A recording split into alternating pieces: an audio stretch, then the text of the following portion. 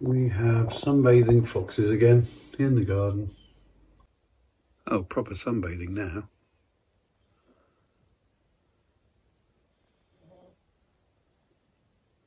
Oh, and here comes the other one. Other one's just slunk out of the bushes.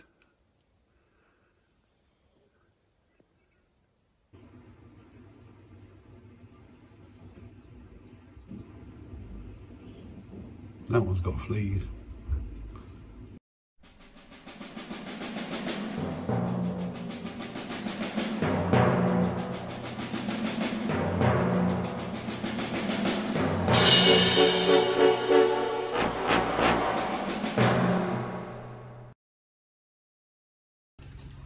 Ah, can you see this? All these little red pops of colour you can see here down on the ground. These are all yew arrows, yew berries, coming from this yew tree up here. Now I'll try and grab one down here to give you a look. As you can see, they're not really berries. They're called an arrel, and it's more like a little red cup with a seed inside it. Now, let's see the seed inside the open end. Now, the little red berries themselves are edible. But just because you can eat something, does it mean that you should? There's a bit of an abject lesson here, because those little fleshy red arrows, they're the only part of a yew tree that isn't deadly poisonous.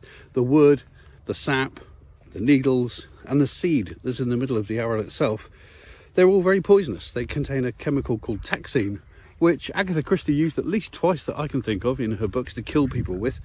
It's not very good for you. Now, you will hear experienced foragers say, oh yes, just pop the arrows in your mouth, strip the flesh off, spit the seed out. Well, that's fine as long as no little piece of the seed adheres to the inside of the arrow, and as long as your tooth doesn't scratch it, because that will release the taxine. So you've got to be very experienced, or you've got to clear the seed out, you know, and examine it minutely to make sure there's nothing left, because it will give you a tummy upset, even a small amount. Is it really worth it? Well, frankly, no. I've eaten a few arrows in my time, and first of all, texture. You know when you get a really, really runny cold with that horrible thin mucus that just runs down your philtrum and it's sticky and it gets everywhere? Well, that's the texture of an arrow. And the flavour is rather like a not very good quality grape. So if you really want sugary snot that might kill you, go and eat some arrows. Otherwise, just leave them alone. There's better fruit growing everywhere. Even blackberries are better than that, surely. Lots of stuff growing in together here. We've got rose hips, we've got blackberries, and then just over here, oh, we've got elderberries there, although they've just gone over. And then just over here, we've got these little red things here. Now these, don't eat them. Can you see they look a little bit like cherry tomatoes, the way they're clustered? It's even more visible there on the vine. That's because they are members of the same family as tomatoes. They're members of the nightshade family. Now this isn't deadly nightshade, this is woody nightshade, but it will still give you a poorly tummy if you ate them. The nightshade family is really weird because it contains things like potatoes and tomatoes, but also contains things like deadly nightshade. Curious, isn't it? It's a bit like I was saying on a previous video about how hemlock and giant hogweed are same members of the family as, you know, wild chervil and cow parsley and hogweed, all of which are edible and quite tasty. All members of the same family, all look very similar, but some will kill you and some won't. Again, another reason why you should do the homework. Don't eat anything unless you're 100% sure what it is. Look at that. All the long grasses and the dead wildflowers being mown down now to make room for the spring flowers. Take all the grasses down. The grasses just take over otherwise. Nice to see the trust out here managing the fields. And just in the distance there, I can see Jean the water fairy wheeling her pram along with all the water she puts out for the dogs. It's an amazing community we got around here. As you saw at the start of this week's episode, I get foxes in my garden most morning at this time of year because they like sunbathing, and there's access to the woods just behind my house. And this little area I'm looking at here, I've quite often caught foxes sunbathing here, and even the occasional roe deer or muntjac, which is always nice to get on film. My God, I'm showing my age there, aren't I? This does actually raise the issue about some of the terminology we use. I still talk about recording things or videoing them. I still talk about putting things on film. I mean, I suppose we ought to rewrite some of the famous songs now, instead of writing out, you know, The Film of My Love by 10cc would be The Video of My Love, or Girls on Film, which is all about fashion models being photographed by Duran Duran. An 80s hit, I suppose that should be Girls on Memory Card now. But the weird thing is, there's a lot of those leftovers in everyday life, which young people see and maybe not even aware of what they are. I mean, if you're using something like Microsoft Word on your computer at home, and you go to save the document, the save icon is a floppy disk. How many people under the age of 20 have even seen a floppy disk, let alone used one?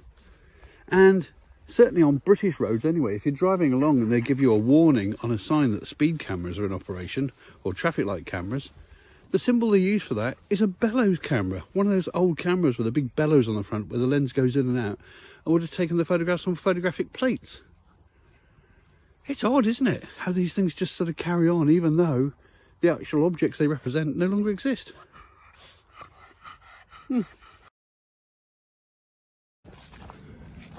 I'm through here today because it's one of my favourite walks.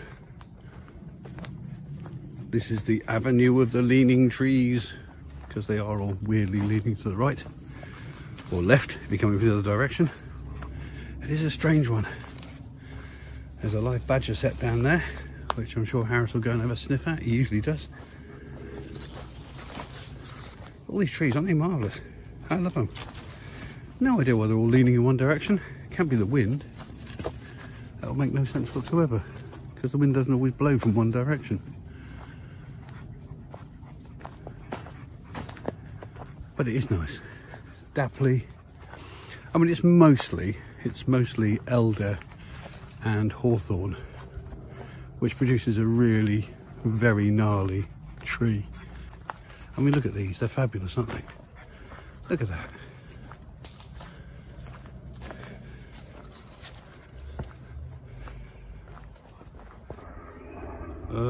Helicopters, desecrators of my rural idyll. Hello again. Well, the weather's rather nice today. Look at that lovely blue sky up there, and the sun's out.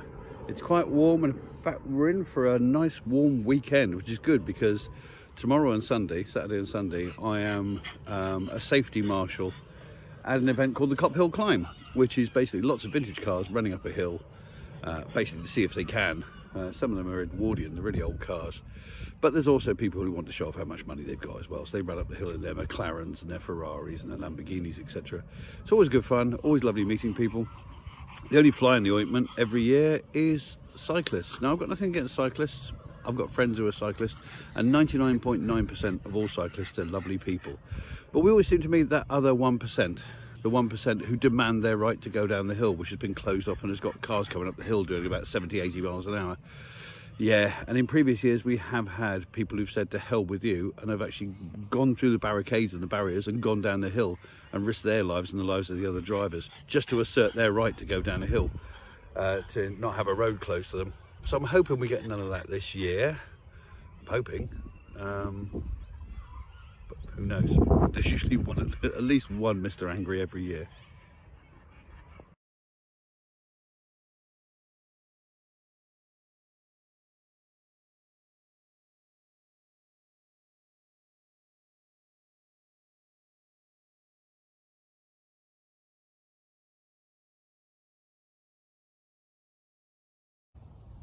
Well, it's a nice, bright, sunny Saturday morning, and I'm just involved in setting up all the crash control barriers and closing the road off for the Kop Hill Climb, because in about an hour, hour and a half's time, there's going to be hundreds and hundreds of vintage cars coming up that hill, which is a very steep hill, and most of them will make it to the top, some won't, so I might be involved in a bit of pushing, but it's a good day. Now, there is a video on this channel about a year ago showing the Kop Hill Climb with lots of the vehicles, so I'm not going to repeat that, but I will show you a couple of highlights. The Kop Hill Climb is a vintage car rally, I suppose. It's been going since the 1930s, and it's raised millions for local charities. It's great fun, it's really good fun, and I'm one of the safety marshals every year.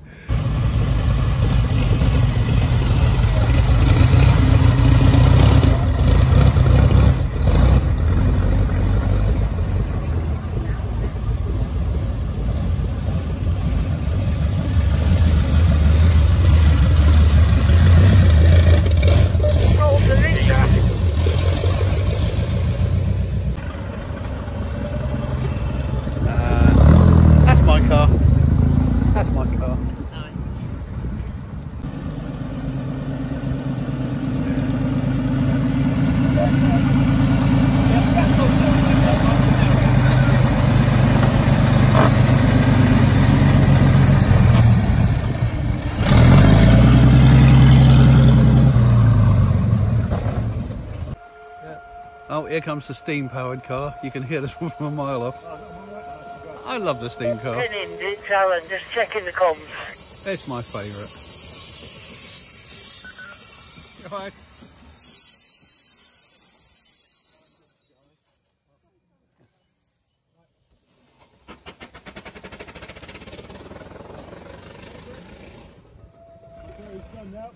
I should film you like it's like poacher turned gamekeeper, aren't we? Yeah. Because, you know, the people who give us more hassle than anything else is cyclists, but you cyclists have ended up becoming stewards. Oh, that's quite nice. Thank you.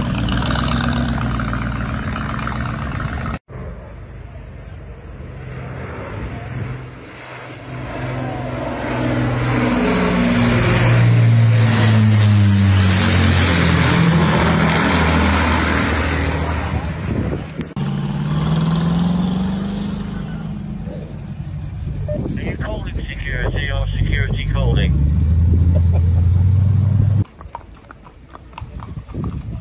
Yeah, we got all sorts here. All sorts of vehicles.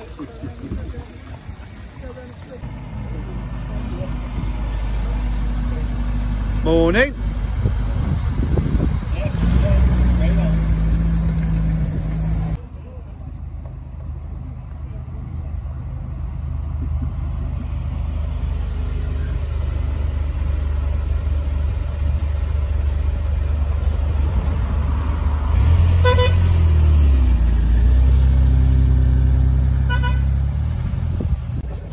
That is the Kop Hill event itself, which you can possibly see. It's hundreds upon hundreds of vintage cars, like acres of cars.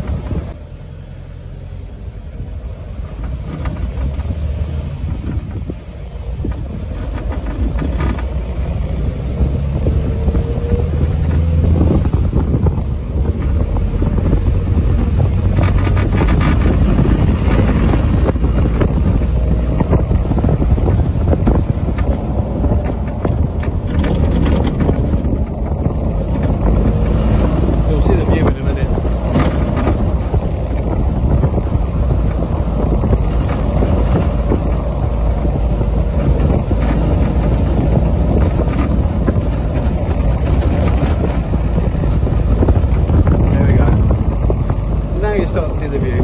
Look at that. Glorious, isn't it?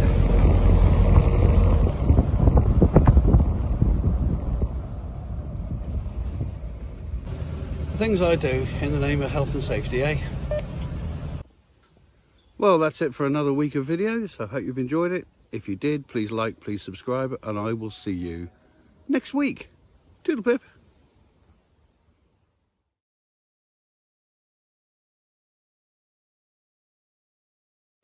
If you've enjoyed this video, then please consider subscribing. Or click on some of these links to look at some of the other videos on the channel. Or press the like button. Or leave a comment. It would be lovely to hear from you. Any combination of those four things would be wonderful. Thank you very much.